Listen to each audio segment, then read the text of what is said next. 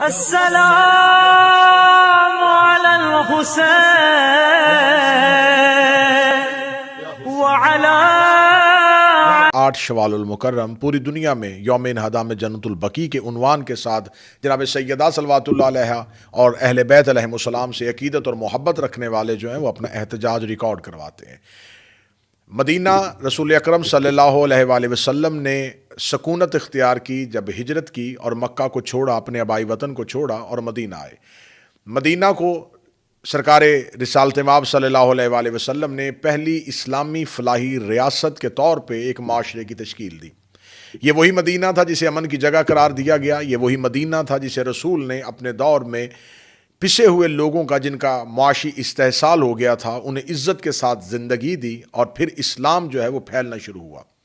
یہی مدینہ تو رسول تھا جہاں رسالت مآب صلی اللہ علیہ وآلہ وسلم اپنی اہل بیت، اپنے خانوادہ، اپنے خاندان کے ساتھ زندگی گزار رہے تھے۔ بعد از رسول اہل بیت علیہم السلام پر، رسول کے خانوادہ پر، رسول کے خاندان پر ایک بہت بڑی مصیبت ڈھائی گئی۔ جناب سیدہ صلوات اللہ علیہ کی مظلومیت، امام حسن علیہ السلام کی شہادت، امیر المومنین علیہ السلام کی شہادت، یہ سارے وہ عنوان ہیں جو رسالت مآب صلی اللہ علیہ وآلہ وسلم کی زندگی کے بعد ہمیں دیکھنے کو ملتے ہیں۔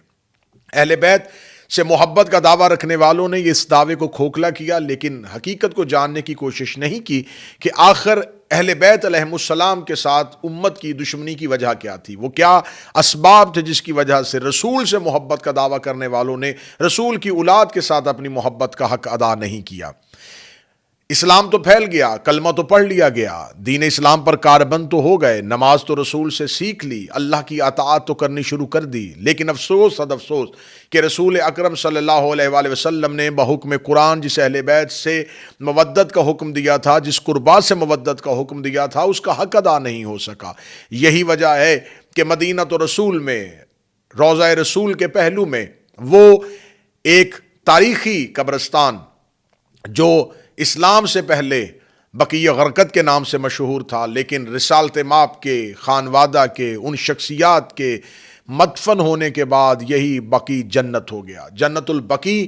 کو مسمار کر دیا گیا، جنت البقیع کو منہدم کر دیا گیا۔ یہ کب ہوا؟ جب 1220 میں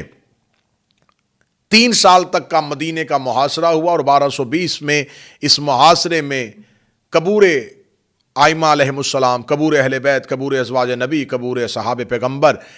ان کو منہدم کر دیا گیا۔ لیکن پھر 1227 کو جب دوبارہ عثمانی سلطنت یہاں پر قابض ہوئے اور ان کے 30ویں امیر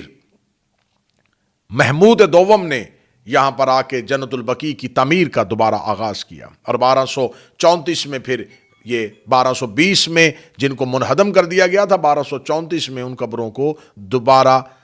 تعمیر کیا گیا۔ لیکن پھر ایسا ہوا کہ یہی سلسلہ آگے بڑھتا بڑھتا جب آگے گیا تو پھر 1344 8 شوال المکرم 21 اپریل 1925 کو مختلف مفتیوں اور محمد بن عبد الوہاب نجدی کے فتوے کے بعد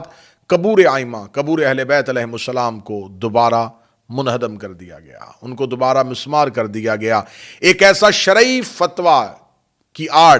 ایسے ہی وہ فتوے تھے جنہوں نے 61 ہجری میں قتل حسین کو جائز قرار دیا تھا، یہی وہ فتوے تھے جنہوں نے یزید کی حکمرانی کو ثابت کیا تھا، یہی وہ فتوے تھے جنہوں نے خانہ کعبہ کے غلاف کو آگ لگا دی تھی، اور یہی وہ فتوے تھے جنہوں نے مدینہ تو رسول کو پھر ان کی حرمت کو پامال کیا گیا تھا۔ ایسے ہی فتووں نے پھر دوبارہ جناب سیدہ صلوات اللہ علیہ، خانوادہ اہل بیت، آئمہ اربعہ اور رسول کی ازواج مطہرات کے قبروں کو منہدم کر دیا گیا۔ میرا سوال ہے امت مسلمہ سے، جیسا کہ آج 2024 میں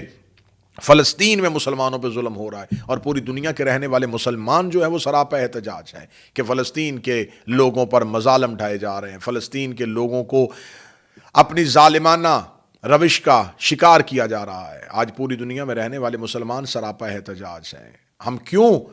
احتجاج کر رہے ہیں؟ ہم کس وجہ سے احتجاج کر رہے ہیں؟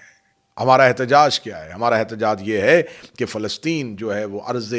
انبیاء ہے، وہاں پر مسجد اقصیٰ ہے، اور یہودی یہ چاہتے ہیں، صہیونی یہ چاہتے ہیں کہ اس مسجد اقصیٰ کو گرا دیں۔ آج مسجد اقصیٰ کو گرانے کا خدشہ تو احتجاج کروا رہا ہے، لیکن جن قبروں کو گرا دیا گیا، جن کو منہدم کر دیا گیا، افسوس صد افسوس کہ جس سرزمین پر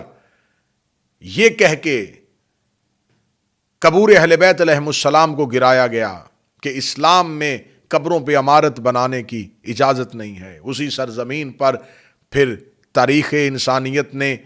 حالات حاضرہ میں وہ دور بھی دیکھا کہ یہاں پر مندروں کی افتتاح کیے گئے، یہاں پر غیر ملکی مغرب کی رقاصائیں آ کے رقص کی محفلیں سجاتی رہیں، اسی ارض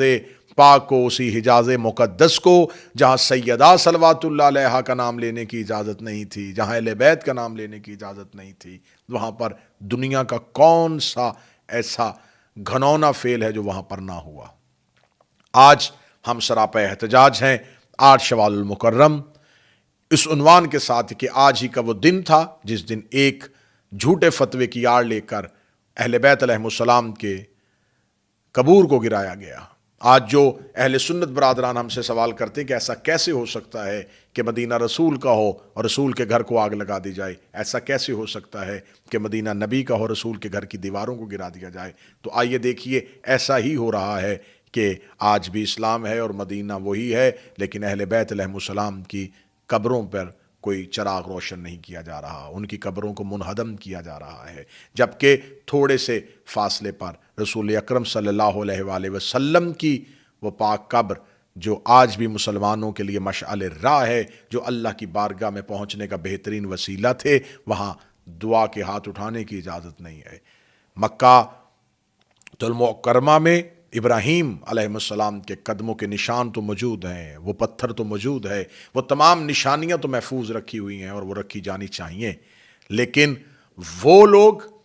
وہ ہستیاں، وہ شخصیات جنہوں نے اسلام کو زندہ کیا تھا، ان کی نشانیوں کو کیوں نہیں زندہ رکھا گیا؟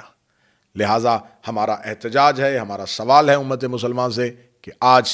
8 شوال کو ہم پوری دنیا سے یہ سوال کرتے ہیں کہ جناب سیدہ اہل بیت علیہم السلام کے قبور کو جو گرایا گیا اس کی وجہ کیا تھی؟ ان کو دوبارہ تعمیر کیا جائے، جنت البقیع کو دوبارہ تعمیر کیا جائے، روضہ سیدہ کو دوبارہ بنایا جائے، آئمہ کے روضوں کو دوبارہ بنایا جائے، اور صرف وہاں پر شیعوں کے آئمہ کی نہیں، وہاں پر 70,000 اصحاب پیغمبر کی قبور ہیں، وہاں پر رسول اکرم کی بیویوں کی قبر ہیں، وہاں پر حضرت فاطمہ بنت اسد جناب امیر المومنین کی والدہ کی قبر ہے، وہاں پر جناب حضرت عباس ابن عبد المطلب کی قبر ہے، وہاں پر آل ابی طالب ہے، وہاں پر آل جعفر طیار ہے، وہاں پر ایسی مقتدر شخصیات ہیں کہ جن کی تاریخوں میں نظیر نہیں ملتی اور مثال نہیں ملتی۔ خداوند متعال ہمیں اہل بیت علیہم السلام سے محبت اور اہل بیت کے دشمنوں سے نفرت کا سلیقہ عطا فرمائے۔ السلام علیکم، یا علی علیہ السلام۔